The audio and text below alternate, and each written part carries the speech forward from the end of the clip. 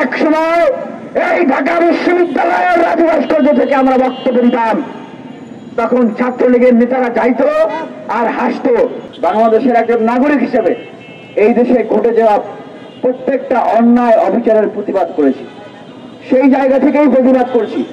উনি ডাকসুর সাবেক একজন ভিপি, উনার উপরেও গতকালকে যেভাবে করে হামলা করা হলো, আর পত্রপত্রিকাগুলোতে কিছু পত্রপত্রিকা ছাড়া বাকি পত্রপত্রিকাগুলোতে যেভাবে করে নিউজ করা হলো, তার মানে এখন তো আমাদের আর বুঝতে বাকি নাই যে আসলে গতকালকে যে হেডলাইন গুলো হয়েছে, যারা মেরেছে হেডলাইন গুলো তারাই করিয়েছে। আমরা স্পষ্টভাবে বলতে চাই, এক সময় এই ঢাকা বিশ্ববিদ্যালয়ের রাজু ভাস্কর্য থেকে আমরা বক্তব্য দিতাম, তখন ছাত্রলীগের নেতারা যাইতো আর হাসতো। আওয়ামী লীগের লোকরা বলতো, তোমরা কি পাগল হয়ে গেছো? তোমরা আওয়ামী লীগের বিরুদ্ধে লেগেছো, আওয়ামী লীগকে তোমরা দেশ ছাড়া করবা।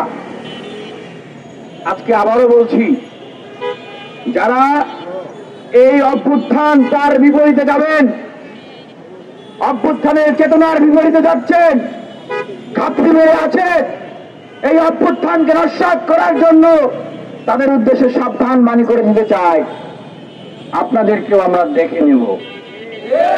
গতকালকে হামলার সময় সেখানে বলা হয়েছে যে জুলাই ভরে দেবে, তার মানে বুঝেছেন?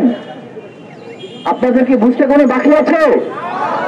যারা সেখানে হামলা করেছে তাদের ভিতরে এমন লোকরা ছিল যাদের জুলাই যোদ্ধাদের উপরে আক্রোশ, জুলাই যোদ্ধাদেরকে তারা দেখতে পারে না, সহ্য করতে পারে না। আর যারা নির্দেশ দিয়েছিল এই হামলা করার, তাদের সাহস ছাড়া তো তারা এই ধরনের হামলা করতে পারতো না, পারতো?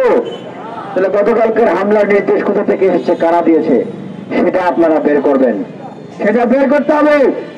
আরেকটা পয়েন্ট বলি, পুলিশ, সেনাবাহিনী, আইন শৃঙ্খলা বাহিনী, যাই বলি, একটা কোথাও যদি কোনো মিটিং মিছিল হয়, তারা যদি সেটাকে ডিসবার্স করতে চায়, তাই কারো মাথায় কি বাড়ি দেয়, কারো নাকে বাড়ি দেয়, কারো চোয়ালে বাড়ি দেয়, কাউকে মাটিতে ফেলে এইভাবে করে সাপের মতো করে মারে, তাহলে ওনারা কিসের ডিসবার্স করতে আসছে? ওনারা আসছে এখানে শেখ হাসিনার এজেন্ডাকে বাস্তবায়ন করার জন্য। বাংলাদেশকে নিয়ে নতুন করে ষড়যন্ত্রের খেলা শুরু হয়েছে। রাজনৈতিক দলগুলোর উদ্দেশ্যে বলবো, জুলাই যোদ্ধাদের উদ্দেশ্যে বলবো, তরুণদের উদ্দেশ্যে বলবো, দেশের মানুষের উদ্দেশ্যে বলবো, নতুন করে বাংলাদেশের রাজনৈতিক পরিস্থিতি নিয়ে ষড়যন্ত্র শুরু হয়েছে। গতকালকে ডাকসুর সাবেক ভিপি নুরুল হক নূরকে এই